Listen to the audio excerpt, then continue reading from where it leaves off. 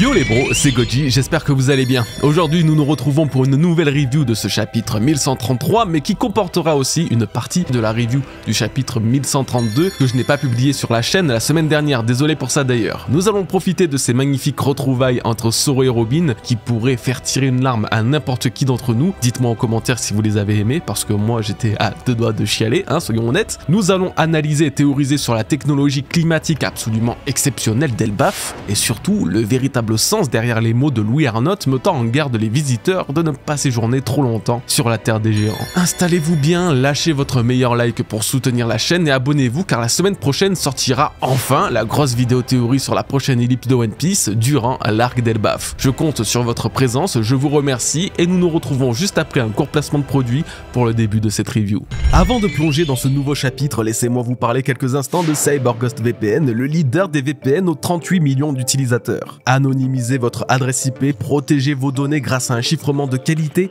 surfez sur le web sans la moindre contrainte et faites de votre navigation un sanctuaire de sécurité grâce à CyberGhost. Plus de 40 plateformes de streaming dont Netflix, Disney+, Prime Video ou Crunchyroll s'ouvrent à vous comme jamais auparavant. Imaginez pouvoir profiter de séries, films et animes cultes et inédits uniquement disponible dans d'autres pays. Il suffit de sélectionner un serveur dans le pays de votre choix et le monde du divertissement est entre vos mains. Partagez cette glorieuse évolution avec vos proches, jusqu'à 7 appareils peuvent être connectés simultanément, ordinateur, smartphone, tablette, console, smart TV, tous en profitent où qu'ils soient. Votre vie privée est un luxe, c'est une évidence pour CyberGhost et leur politique stricte de non-conservation des données garantit que rien n'est jamais enregistré. Des milliers de serveurs répartis dans 100 pays sont là pour vous offrir une expérience fluide et sécurisée. Grâce à mon lien en description, accédez à une offre exclusive, seulement 2,03 € par mois avec 4 mois gratuits, soit une réduction spectaculaire de 83%. Et parce que votre satisfaction est primordiale, profitez d'une garantie satisfait ou remboursée de 45 jours et d'un support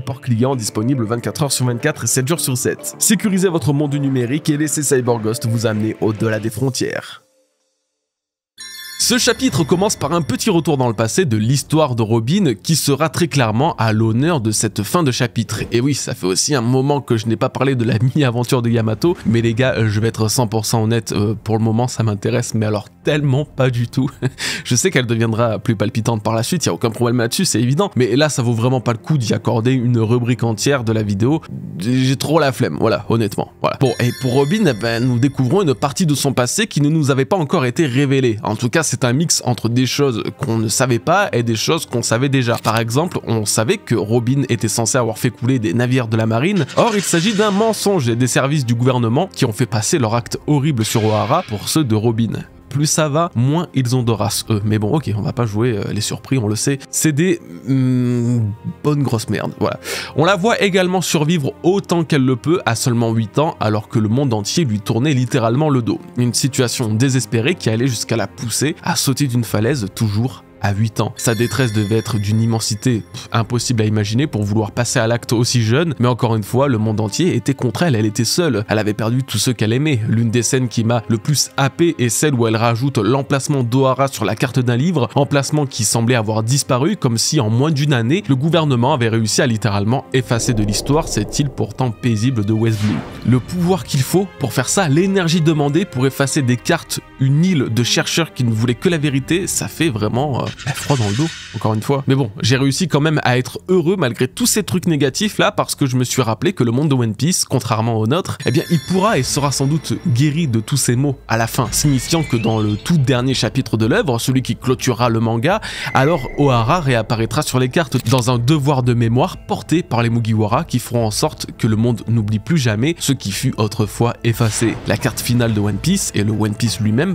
peut-être, sera de faire ressurgir sur le papier toutes les îles et pays ayant subi le courroux du gouvernement, et ça je trouve absolument incroyable. Mais bon, pour en revenir au sujet, Robin, elle a vraiment eu une vie de merde, c'est affolant. Franchement, je pense qu'il m'est impossible de classer le passé des protas et des antagonistes de One Piece. Ils ont tellement tous eu une vie de merde que ça me paraît trop complexe d'en trouver un pire que l'autre. Mais je dois quand même avouer que Robin, Nami, Kuma et même Sanji, il tabasse, il faut du moral pour tenir le coup. Voilà, en tout cas, commencer sur un rappel aussi difficile sur la vie de Robin ne fera que rendre la fin du chapitre plus belle et c'est le principal. Et on continue justement cette petite analyse avec l'arrivée des Mugiwara dans le village d'Elbaf. Alors j'en profite profite, vu que j'ai pas fait la review du dernier chapitre, pour vous dire, c'est quoi cette dinguerie? Le 1132 a dévoilé plein de trucs que je vais mentionner plus tard, et il y avait aussi et surtout la magnifique double page de l'introduction d'Elbaf. C'est absolument exceptionnel, hein. Encore une fois, tout ça c'est modèles géants. Les Mugiwara ne sont même pas censés faire la taille d'une seule marche d'escalier, vous vous rendez compte?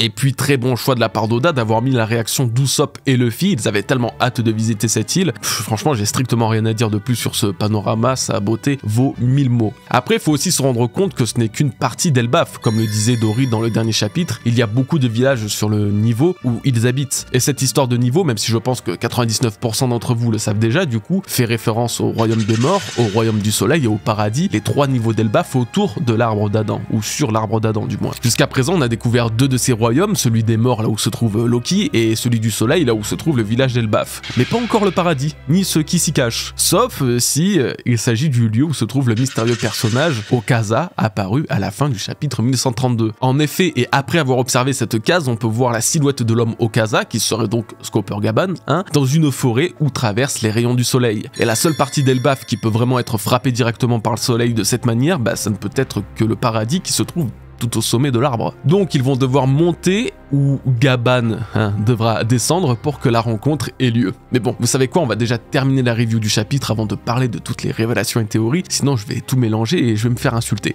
Effectivement, Elbaf est une véritable dinguerie, autant dans l'apparence que dans sa magie. Oui, parce que désolé pour moi, un arc-en-ciel utilisé comme route et des bateaux volants sur des nuages, ça reste de la magie, et Vegapunk pourra dire ce qu'il veut, ça ne changera absolument rien. Mais je me tais, on en parlera un peu après. Du coup, il est l'heure au retrouvailles des Mugiwara, mais aussi de Luffy et Hirudin, pour la première fois depuis tard l'époque, si je puis dire. En effet, la dernière fois qu'ils se sont vus, c'était au chapitre 800, donc quasiment 10 ans. Tout juste avant que je commence les vidéos One Piece d'ailleurs. Ah, ça rajeunit pas, hein. Ça permet aussi à Luffy de découvrir ses autres subordonnés, que sont l'équipage des nouveaux géants d'Elbaf. Il parle de la chose qui fâche, comme la défaite de Big Mom, le fléau qui avait ravagé autrefois le village d'Elbaf. Ah bah tiens, du coup, elle était où sur Elbaf, la Big Mom là, quand elle était gamine? Ces derniers chapitres semblent vouloir nous faire comprendre que toute la partie de son flashback là se déroulerait en réalité dans la partie du royaume du soleil d'Elbaf, et non à la base même de l'île comme je le pensais au début. Et c'est en relisant les chapitres de son flashback que je me suis rendu compte qu'Oda avait vraiment dessiné les paysages d'Elbaf vraiment que dans des plans très serrés. On voyait rien de son environnement en fait. Il cachait déjà bien son jeu à l'époque pour pas nous spoil la vraie grandeur de ce pays, c'est bien joué de sa part.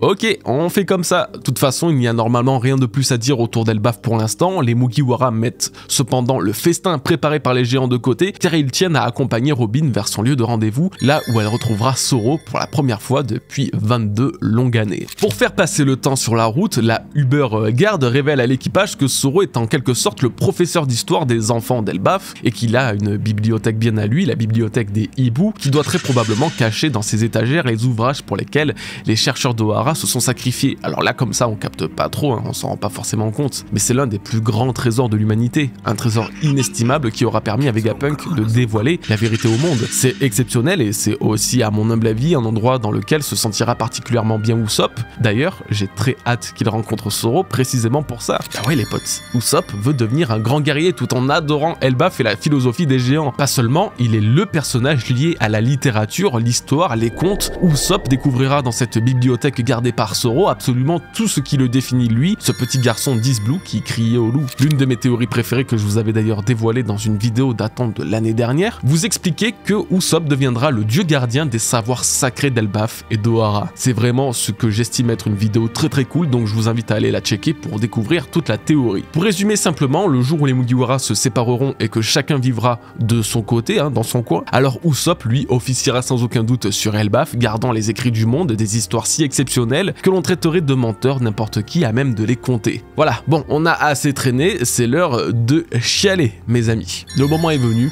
Robin se trouve désormais à quelques mètres de Zoro, mais problème, il semble être inanimé dans le sable d'une plage artificielle d'Elbaf. Et oui, souvenez-vous, à la fin du chapitre 1131, un chercheur de la bibliothèque tenu par Zoro s'inquiétait de voir le géant inanimé sur le sol. Qu'a-t-il bien pu se passer? Allons-nous avoir la réponse aujourd'hui? Oui, et Zoro ne se préparait qu'à faire une blague à Robin. Petit coquin, va. Ceci dit, c'était exactement comme au chapitre 392, lors de leur première rencontre, la très jeune Robin s'approcha du géant inanimé sur la plage d'Ohara qui essayera de terrifier l'enfant d'un terrible rugissement. Que ce soit dans le manga ou même dans la vie réelle, quasiment 20 ans séparent ces deux cases et pourtant absolument rien n'a changé. Tellement anxieux de retrouver Robin, Zoro a donc cherché à la surprendre en vain avant qu'il puisse finalement engager une vraie conversation entre les deux rescapés de la mort. Zoro explique tout ce qu'il s'est passé, que le feu géant ayant consumé l'arbre d'Ohara a fait fondre la glace dans laquelle il était retenu, que son corps entier s'est vu être brûlé jusqu'à perdre son pied droit, tout ça pour finalement survivre et arriver sur Elbaf. Quel chemin il aura parcouru, mais Robin ne voudra pas en entendre plus et demandera à Zoro de la féliciter pour avoir survécu jusqu'ici. La féliciter, elle qui fut chassée par le monde entier à seulement 8 ans pour finalement retrouver le chemin de celui qui l'aura sauvé 22 ans plus tôt. Ce chapitre se clôt dans les larmes des Mugiwara ainsi que de Robin et Zoro après un doux moment de bonheur amplement mérité. Bon, je vais pas vous cacher, j'ai bien failli les rejoindre en lâchant des larmes qui auraient rempli la gourde d'un géant.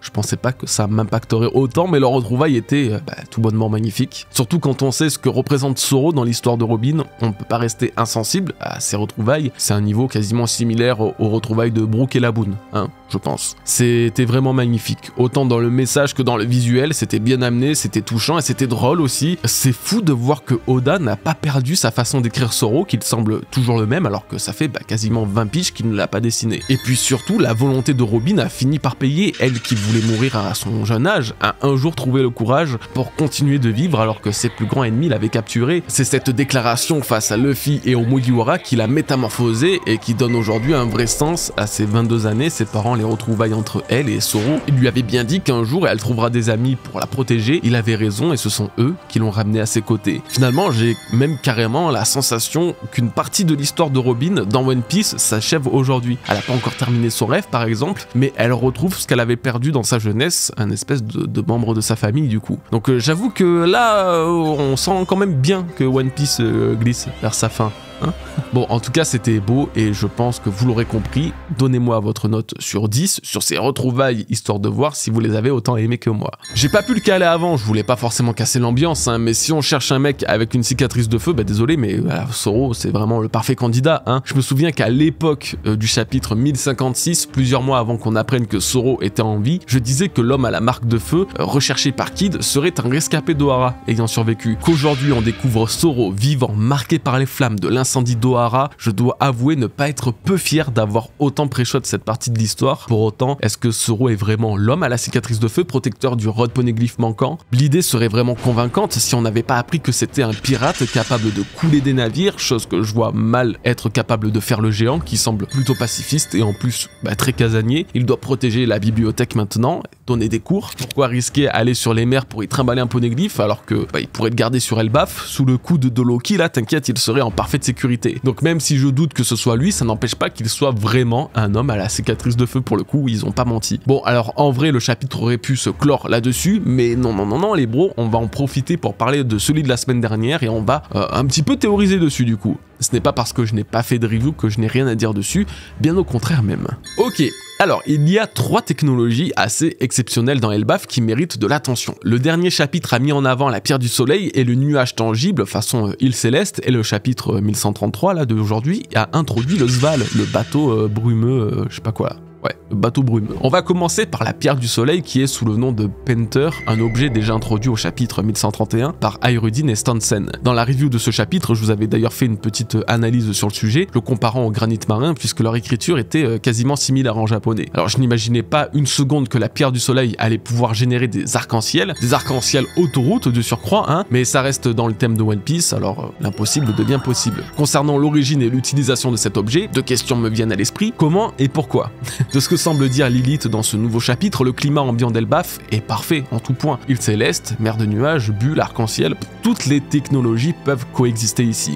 Donc il se peut que Vegapunk ou d'autres scientifiques du monde ou même ceux d'Elbaf soient à l'origine de l'élaboration de la pierre du soleil. Je dis ça car justement son concept peut se rapprocher du granit marin qui signifie littéralement pierre de mer, qui vient initialement de Wano Kuni et qui est travaillé par ses artisans pour en faire des objets utiles. La pierre du soleil viendrait donc d'Elbaf, serait créée dans la partie paradis de l'arbre, là où le soleil et l'eau font cristalliser certains sédiments issus du climat unique de l'arbre d'Adam. Bon, après ça explique pas pourquoi ça crée un arc-en-ciel tangible, mais là, laisse tomber, je cherche pas d'explication, en tout cas ça me fait grave penser à la route de nuages de Nami qu'elle est capable de créer avec son sorcerie Climatact. Donc ça serait cool de se dire qu'en partant d'Elbaf, après un éventuel entraînement, évidemment, qu'elle puisse utiliser la technologie climatique de ce pays. Alors, je digresse pas mal parce que de base, je voulais juste vous dire que l'utilisation de cet arc-en-ciel par les géants pourrait avoir une importance pour plusieurs choses, puisque c'est un tout nouveau moyen de naviguer dans des lieux inaccessibles de base. Le premier truc qui m'est venu à l'esprit, c'est que est-ce que ça aurait pu permettre à Roger et son équipage d'atteindre Laftel ou même Rodstar? Vous voyez un peu ce que je veux dire, Laftel est quelque part dans le monde, mais pour la trouver, il faut relier les coordonnées des 4 Rodponeglyphes. Peut-être qu'elle flotte sur la mer, ce qui explique pourquoi personne ne l'a trouvée, même par inadvertance en 800 piges. Et du coup, quand Luffy la trouvera, pop, il aura besoin d'une petite pierre du soleil pour créer un arc-en-ciel afin de se rendre sur Laftel. En vrai, c'est stylé.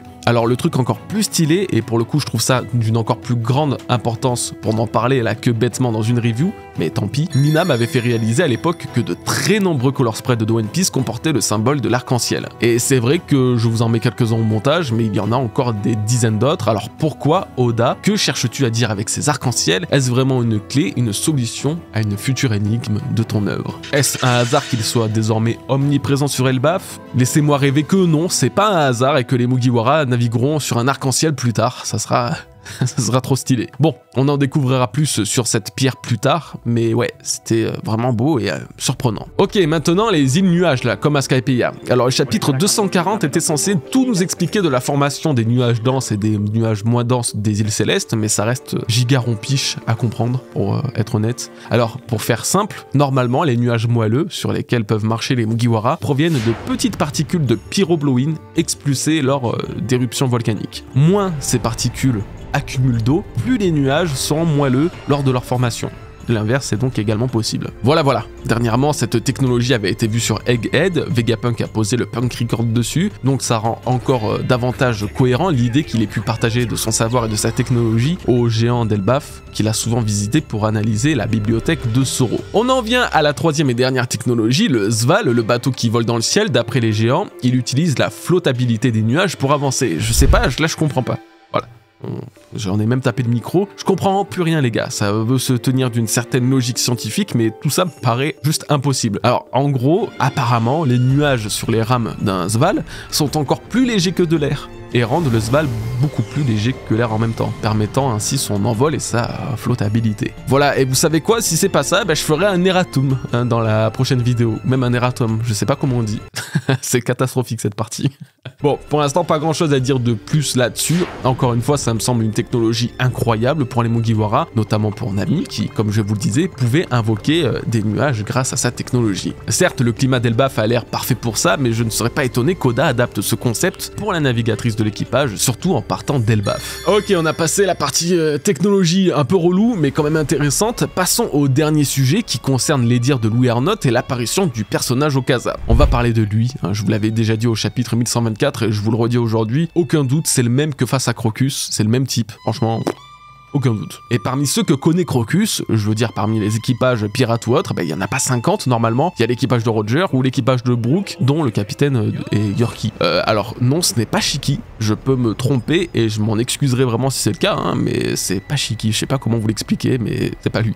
Bref, ça pourrait donc être Yorkie, le capitaine des Rumbar Pirates. Il ne serait pas mort de maladie mais aurait trouvé un remède, va savoir. De toute façon, tant qu'on voit pas les personnages vraiment mourir, c'est qu'ils ne sont pas vraiment morts. J'aime bien l'idée, le problème c'est que la Boone me semble pas si heureuse que ça de revoir Yorkie, alors que ça fait plus de 50 piges qu'elle les attend quoi. Ses yeux ne sourient pas, elle ne pleure pas, bref, la baleine n'a pas l'air si enchantée que ça de retrouver son ancien Nakama. C'est pour ça qu'on en vient à l'autre théorie, qui j'imagine est désormais la plus populaire de la communauté, il s'agit de Gaban. Alors pareil, je vous en avais parlé au chapitre 1124, mais pas seulement, ça fait précisément 9 ans que je maintiens que l'homme devant Crocus est Scopper Gaban, et la première fois que j'en ai parlé, c'était dans une vidéo théorie où je disais que Gaban était le shogun de Wano Kuni.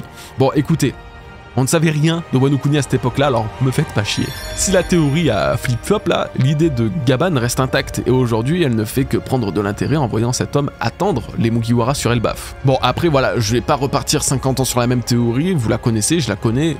c'est parfait. Là où je voulais vraiment en venir, le truc m'ayant le plus intéressé de ces 2 derniers chapitres, c'est forcément la case de Louis Arnott disant qu'il ne faut pas rester ici. Le mec dit qu'Elbaf est merveilleux, que c'est limite un paradis terrestre, que c'est paisible, mais pourtant il conclut par « Les gars, je vous jure, faites gaffe ». Alors pourquoi ? Que signifient ces derniers mots ? Ne restez pas longtemps sur cette île. Vous avez peut-être déjà une idée, alors si c'est le cas, écrivez-la en commentaire, car c'est maintenant mon tour de vous donner mon avis, ma théorie à ce sujet. De base, j'ai pensé à tout un tas de trucs, notamment que c'était peut-être l'air d'Elbaf, son environnement, son climat, qui pouvait modifier l'apparence des gens, et peut-être même les faire grandir. Après tout, l'île tire son énergie de l'arbre d'Adam, un arbre mystique atteignant une taille... irréel, hein. Alors pourquoi pas, ça expliquerait aussi comment les géants sont des géants par une mutation génétique due à leur environnement. Vous allez peut-être trouver ça con, mais Oda a déjà créé ce scénario dans l'univers de One Piece par le passé. Souvenez-vous de Long Ring Long Land, une île où tout était étiré, c'est lié au climat de l'île en quelque sorte. Mais l'exemple le plus concret, puisque c'est directement dit par les personnages, c'est simplement Skypiea en fait. Chapitre 253, Robin explique que c'est sans doute à cause de la particule à l'origine des îles célestes, donc la pyrobloïne mentionnée plus tôt, que l'environnement naturel de cette île accélère la croissance des animaux et des végétaux qui s'y trouvent. En gros, c'est le climat de Skypiea qui fait que tout est grand et tout est différent d'ailleurs. Elbaf serait particulièrement chargé de cette pyrobloïne, cette particule, et aurait influencé l'intégralité de son écosystème, transformant et agrandissant sa faune et sa flore. C'est très clairement une hypothèse vraiment solide, je trouve. Cependant, est-ce que ça aurait une influence aussi rapide que le laisse sous-entendre Arnott? Est-ce que finalement cette mutation en géant n'a pas lieu qu'au bout de plusieurs longues années? Les Mugiwara par exemple risquent-ils vraiment de se transformer en y restant par exemple quelques mois? J'ai mis un petit doute là-dessus car Mel ne s'est pas métamorphosée alors qu'elle y a passé de longues années apparemment. Alors quelle pourrait être l'autre hypothèse dans ce cas-là? Eh bien la raison ayant poussé Arnott à écrire ces mots serait qu'Elbaf ait un effet purement négatif sur l'esprit des humains. La terre des guerriers éveillerait l'esprit belliqueux de tous ceux restant dessus trop longtemps, au point de les pousser à la folie. Quelles sont les raisons qui me font penser alors une telle chose? Eh bien c'est Loki au chapitre 1130 qui présentait Elbaf à Luffy en disant qu'il s'agit du plus puissant royaume au monde et que les feux de la guerre ne s'éteignent jamais. Comme si les tambours de la guerre ne cessent de résonner et personne ne peut y rester insensible. Ensuite, je me suis demandé quel exemple pouvait donner du crédit à cette idée et j'ai pensé à Big Mom, alors que tout allait plus ou moins bien dans sa vie, au-delà du fait qu'elle se soit fait têche par ses parents, voilà, la folie l'a consumée sur Elbaf, à cause de la faim, certes, mais quand même. Cette île a fait ressortir le pire côté de cet enfant. Alors, encore une fois, est-ce que ça aurait vraiment un impact sur les Mugiwara? Est-ce qu'ils deviendront eux aussi belliqueux, totalement dingues, en restant trop longtemps sur cette île? C'est possible, mais par-dessus tout, ils pourraient aussi être embarqués dans une guerre qui n'est pas la leur. Comme le dit Arnott, cette terre est paisible, mais mieux vaut ne pas trop y séjourner, car, comme l'a dit Loki de son côté, les feux de la guerre ne cessent de brûler. Le contraste entre la douceur de ces paysages paradisiaques et des batailles entre les différents clans et villages d'Elbaf en rendrait quiconque horrifié de la brutalité de ce pays. N'oubliez jamais que nous sommes dans le royaume Warland, la contrée de la guerre littéralement. Si les géants d'ici sont autant réputés pour leur férocité et leur amour des batailles, c'est probablement car, comme je le disais, les tambours de la guerre ne cessent jamais de résonner.